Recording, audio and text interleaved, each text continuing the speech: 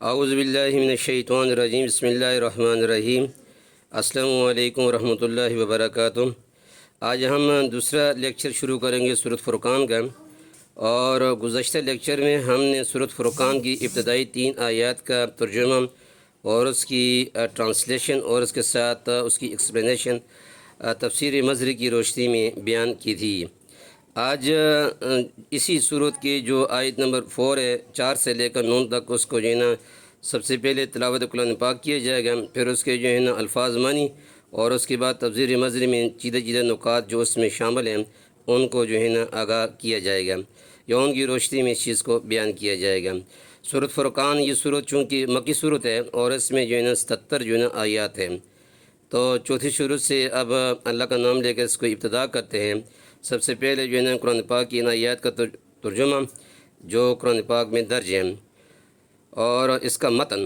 وقال الذین کفروا ان ھذا الا افک افتراه وانه علیہ قوم آخرون فقد جاءوا ظلما وزورا وقالوا اساطیر الاولین اکتتبها فهي تملی علیہ بکرة واصیلا قد انزلہ الذی یعلم السر فی السماوات والارض انہ کان غفورا رحیما وقالوا ما لهذا الرسول یأکل الطعام ویمشی فی الاسواق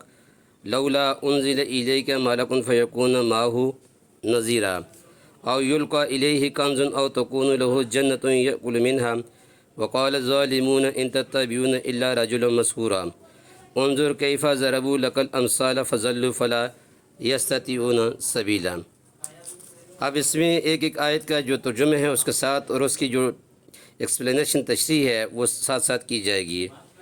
گزشتہ لیکچر میں ہم نے اس چیز کو پہلی 3 آیات میں اس بات کا تذکرہ کیا تھا جس میں اللہ تعالیٰ کی حکمیت اور قرآن کو فرقان کہنے کی وجہ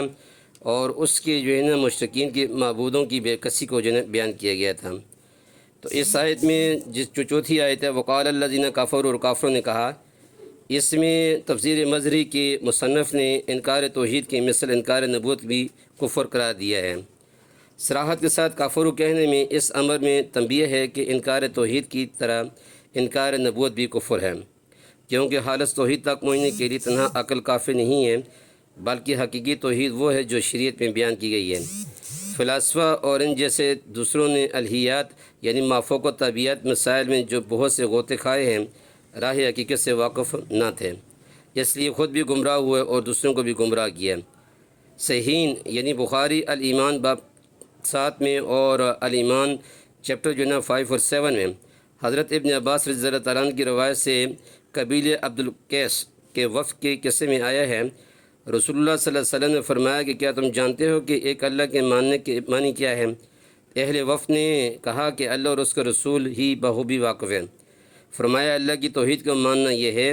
کہ لا الہ الا اللہ محمد رسول اللہ کی شہادت دو۔ اس میں جو دوسرا ورڈ ہے وقال الذین کفروا، اس سے آگے ہے کہ ان ھذا الا افک افتراه، یہ کہ جو کچھ تو نے نہیں یعنی نرا جھوٹ ہے، یعنی اللہ تعالیٰ کی ذات پر جھوٹ باندھا ہے۔ ھذا یعنی قرآن مجید جو محمد صلی اللہ علیہ وسلم پر پیش کر رہے ہیں، افک یعنی جھوٹ کا رخ حق و صداقت کی سمت سے پھیر دیا گیا ہے۔ مطلب یہ کہ یہ اللہ کا کلام نہیں ہے بلکہ محمد صلی اللہ علیہ وسلم نے خود گاڑ لیا ہے، یہ محمد صلی اللہ علیہ وسلم کو خود تراشا شدہ ہے، اور اس میں ترمیم بھی آپ صلی اللہ علیہ وسلم نے خود کی ہے، اور چند الفاظوں کے مجموع کو جو ہے قرآن کی شکل دے دی گئی ہے۔ وَعَانَهُ عَلَيْهِ قَوْمٌ آخَرُونَ، اور اس کام میں کچھ دوسرے لوگوں نے بھی ان کی مدد کی ہے۔ مجاہد نے کہا کہ قوم آخرون سے مراد ان کی یہ تھی کہ یعنی یہودیوں کی ایک جماعت۔ حسن نے ایک حبشی غلام مراد لیا ہے جس کا نام عبیدہ بن الاسر ہے، یہ کاہن تھا۔ بعض نے کہا کہ مکہ میں کچھ غلام تھے جن کے نام تھے جبر، یسار اور اداس، یہ لوگ کتابی تھے۔ قوم آخرون سے مراد یہی لوگ تھے،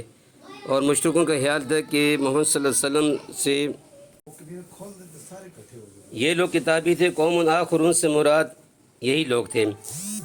مشرکین کا خیال تھا کہ محمد صلی اللہ علیہ وسلم انہی سے قرآن سیکھ لیتے ہیں۔ فقد جاؤ ظلم و زورا، بس بلا شبہ انہوں نے بہت ہی بے جا بات کی اور جھوٹ کہا۔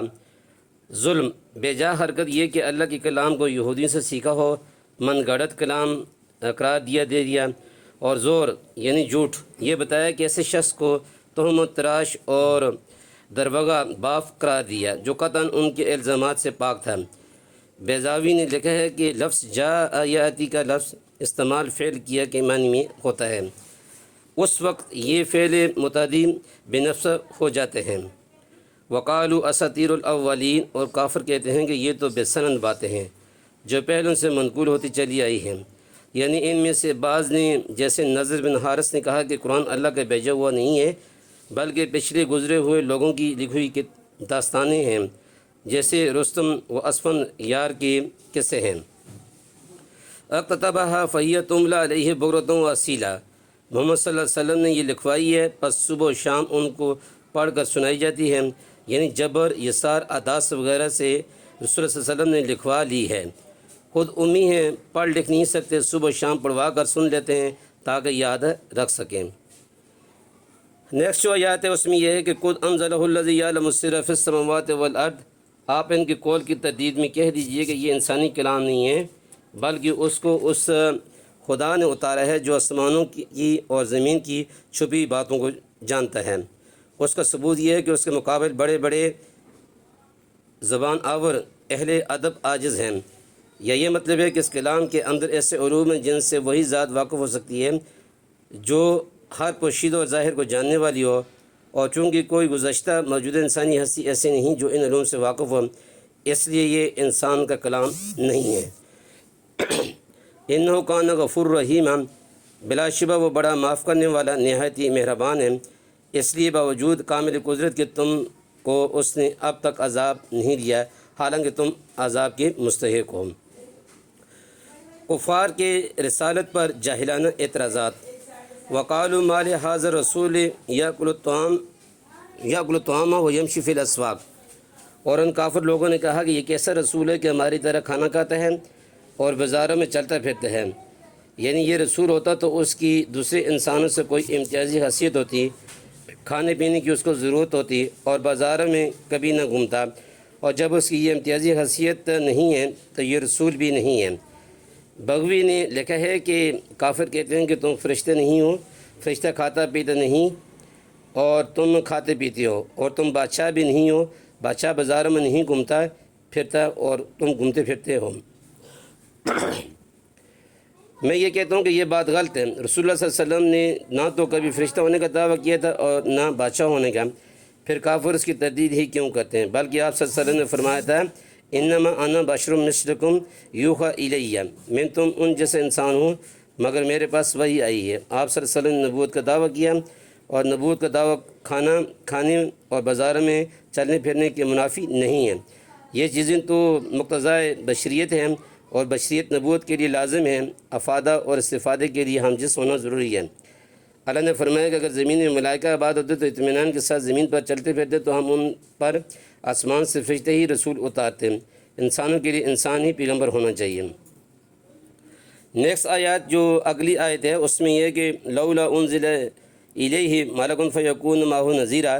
تو چونکہ یہ کفار تھے اور مشرکین تھے اور یہودیوں کی طرف سے کچھ اعتراضات تھے کہ اگر یہ نبی ہے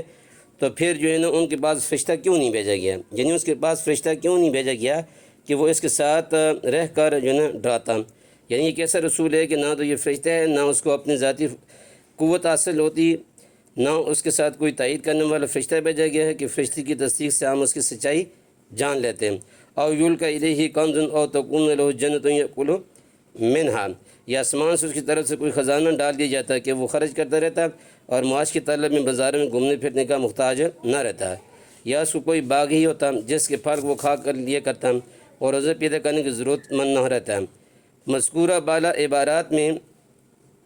کافروں نے 3 اقوال کا ذکر کیا ہے اور تنزل کی ترتیب کے ساتھ کیا ہے۔ اول یہ کہ رسول فرشتہ کیوں نہیں ہے، دوسری بات یہ کہ اگر وہ فرشتہ بھی نہیں ہے تو کم از کم کوئی فرشتہ تصدیق کرنے والا اس کے ساتھ ہوتا، تیسرا یہ کہ اگر ایسے بھی نہیں ہے تو کم از کم اس کی روزی کا کوئی انتظام ہوتا، جس کی 2 صورتیں تھیں، ایک غیبی اور دوسری ظاہری۔ غیبی تو یہ تھی کہ اس کے پاس آسمان سے کوئی خزانہ آ جاتا، اور ظاہری یہ کہ اس کے پاس کھانے پینے اور روزی حاصل کرنے کے لیے کوئی باغ ہوتا جیسے زمیندار اور مالداروں کے پاس ہوتا ہے۔ وقال الظالمون ان تتبعون الا رجلا مسحورا، اور ظالموں نے یہ بھی کہا کہ تم لوگ محض جادو زدہ آدمی کا ساتھ دے رہے ہو، جادو کی وجہ سے اس کی عقل ماری گئی ہے، پاگل ہو گیا ہے۔ کافروں کی طرف سے یہ خطاب مسلمانوں کو تھا، بعض علماء نے مذکور کا ترجمہ کیا ہے فریب خوردہ، بعض نے ترجمہ کیا ہے کہ حق سے پھرا ہوا، اور بعض نے کہا کہ اس میں مفعول بمعنی فاعل ہے یعنی جادوگر۔ انظر کیف ضربوا لک الامثال، اے محمد صلی اللہ علیہ وسلم آپ دیکھیے یہ آپ کے لیے کیسی عجیب عجیب باتیں بیان کر رہے ہیں۔ امثال بمعنی اشارت، یعنی انہوں نے آپ صلی اللہ علیہ وسلم کو جھوٹے، افتراء، پردازوں اور بیہودہ قسم بیان کرنے والوں کی طرح قرار دے رکھا ہے۔ یہی تو وجہ ہے کہ وہ آپ کو مفتری اور دوسرے سے افسانے لکھوانے والا کہتے ہیں، اور کبھی سحر زدہ لوگوں کی طرح بدخواس پاگل کہتے ہیں، اور کبھی فرشتہ ہونے والا بادشاہ ہونے کے لیے مدی کی طرح قرار دیتے ہیں، اور یہ مان کر کہ آپ کو اپنے فرشتہ ہونے اور بادشاہ ہونے کا دعویٰ ہے کہتے ہیں کہ فرشتے کا کھانا کھانا اور بازار میں گھومنا ناممکن ہے، اور بادشاہ نیز دولتمندوں کے پاس خزانے اور باغات ہونے چاہیے، اس لیے آپ کا دعویٰ ملکیت کا غلط ہے۔ فضلوا، پس دیکھو یہ کس طرح گمراہ ہو گئے۔ حق تک یہ پہنچانے والا راستہ اور آپ صلی اللہ علیہ وسلم کی نبوت کے پہنچانے کا طریقہ تو یہی تھا کہ انبیاء علیہ السلام کی خصوصیات کو پہچاننے کے وہ بھی انسان ہوتے ہیں، غلطیوں سے معصوم ہوتے ہیں، اور ان کے پاس رب کی طرف سے وحی آتی ہے،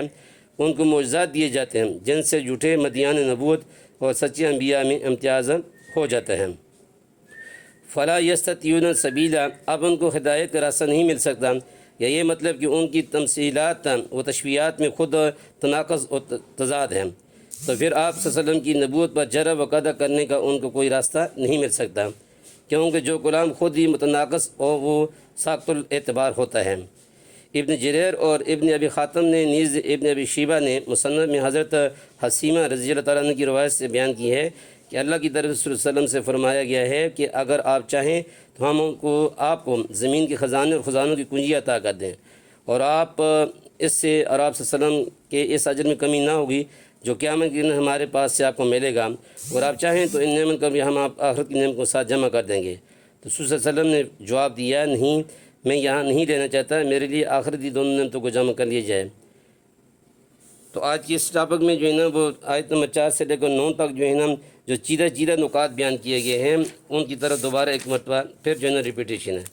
پہلی بات یہ کہ کفار نے جو آپ صلی اللہ علیہ وسلم پر جو ہے نا جھوٹ باندھا کہ آپ صلی اللہ علیہ وسلم نے خود کلام بنا لیا ہے، ایک اس کی طرف اشارہ ہے۔ دوسرا یہ ہے کہ جو پہلوں کی کہانیاں اس کی طرف اشارہ ہے۔ پھر یہ کہ تیسرا کہ اللہ تعالیٰ نے گواہی دی ہے کہ اس کا تو یہ قرآن پاک جو نا انسانوں کا نہیں ہے بلکہ رب کی طرف سے ہے، اور اس کو اللہ تعالیٰ نے اتارا ہے۔ اور پھر ان کا چوتھا اعتراض یہ تھا کہ آپ صلی اللہ علیہ وسلم جو ہے چونکہ جو ہے نا ایک انسان ہے، اور یہ کیسے انسان ہیں جو نبی بھی ہیں اور جو ہے نا آپ کھاتے پیتے بھی ہیں اور بازاروں میں بھی چلتے ہیں۔ تو اللہ تعالیٰ نے ان کی اس قول کی تردید کی ہے کہ اگر جو ہے نا انسانوں کے بجائے فرشتوں کو میں اگر نبوت دیتا ہے تو نبوت کے متضاد یہ تھا کہ فرشتے ہی کو بھیجتا اور فرشتے کو جا کر تبلیغ کرتا ہے، تو انسان اس سے مبارات ہے۔ اس لیے انسانوں بشریت کا تقاضا ہے کہ انسانوں کے درمیان انسانوں ہی کو جو ہے نا نبی بنا کر بھیجا گیا ہے۔ اور پھر آخر میں اس آیت میں یہ بھی تشریح کی گئی ہے کہ اللہ تعالیٰ جو ہے نا ظالموں کو جو ہے نا رسید رسا نہیں دیتا ہے بلکہ ان کے لیے آخرت میں جہنم کا عذاب ہے۔ وما علینا الا البلاغ المبین۔